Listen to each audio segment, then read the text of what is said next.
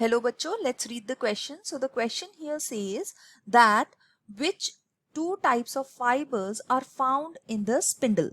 तो स्पिंडल जो कि बनता है सेल डिवीजन के टाइम के ऊपर, उसमें कौन से दो टाइप के फाइबर्स जो हैं वो हमें मिलते हैं.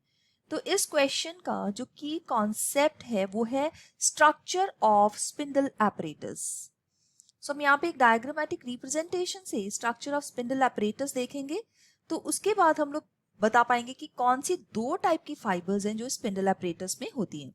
So let's talk about it. तो यहाँ पे हमारे पास दोनों पोल्स के ऊपर है स्ट्रक्चर जिसको हम बोलते हैं सेंट्रियोल्स. दो सेंट्रियोल्स मिलके बनाते हैं सेंट्रोसोम और ये परपेंडिकुलरली एक दूसरे के साथ प्रेजेंट होते हैं. तो ये जो स्ट्रक्चर है, this is one centriole, this is other centriole जो कि मिलके बना रहा है सेंट्रोसोम. सेंट्रोसोम से अराइज होती हैं aster rays. Aster rays or centrosome together will be called as aster.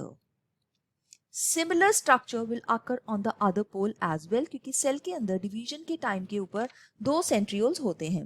तो अब हम देखते हैं कि फाइबर्स कौन सी हैं. यहाँ पे कुछ ऐसी फाइबर्स हैं जिनको हम कहते हैं डिसकंटिन्यूअस फाइबर्स.